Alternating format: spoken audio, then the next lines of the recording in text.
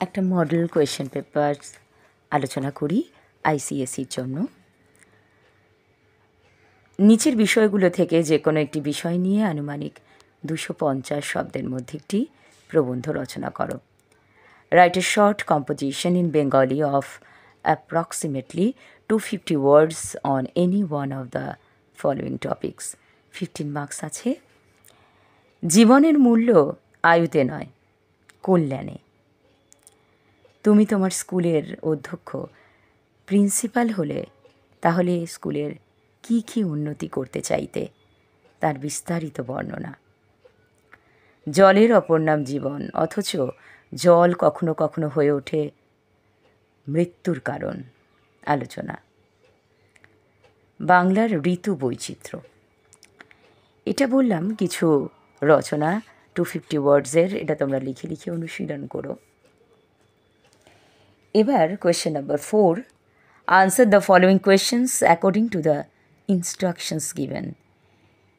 এই যে প্রশ্নগুলো নিচে দেওয়া, সেগুলোর নির্দেশ অনুযায়ী উত্তর লিখতে হবে।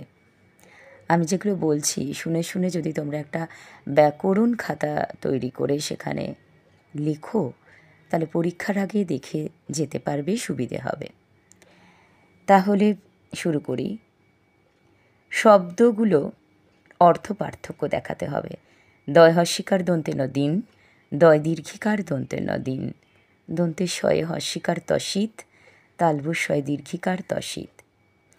এবার বাক্য পরিবর্তন, সরল বাক্যে রূপান্তর করতে হবে।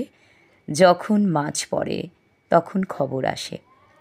ধন্যাত্মক শব্দ বসিয়ে শূন্যস্থান পূরণ করতে হবে। শূন্যস্থানে তোমরা ধন্যাত্মক শব্দ বসাবে, যে কোনো ব্যাকরণ বইতেই তোমরা দেখবে।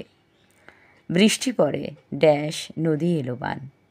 আমি কোনো অপশান দিচ্ছি না, তোমরা তোমাদের শেখার জন্য তোমরা ব্যাকরণ বই পড়ো, সেখান থেকে খুঁজে লেখো। যারা পারবে তাদের তো কোনো কথাই নেই। দ্বারা শব্দযোগে বাক্যটা আবার লিখে দেখাও। গুন্ডারা হঠাৎ লোকটাকে আক্রমণ করলো। এখানে দ্বারা দয় বয় আকার, বয় শূন্য রয় আকার প্রয়োগ করতে হবে। বানান শুদ্ধ করা। চয়ে দীর্ঘিকার, কয়ে হস্যিকার, খণ্ডত্ব দন্তে শয় আকার। চিকিৎসা। তালবস্বয়ময় আকার মূর্ধন্য শ্মশান। চলিত ভাষায় লিখতে হবে। তাপসী কুটির হইতে মৃন্ময় ময়ূর আনয়ন করিলেন। এক কথায় প্রকাশ, লাঠিতে লাঠিতে যে যুদ্ধ, কাঠের কাজ করে যে বা যিনি। বাগধারা সহযোগে বাক্য গঠন, অর্থ লিখতে হবে। উত্তম মধ্যম পটল তোলা।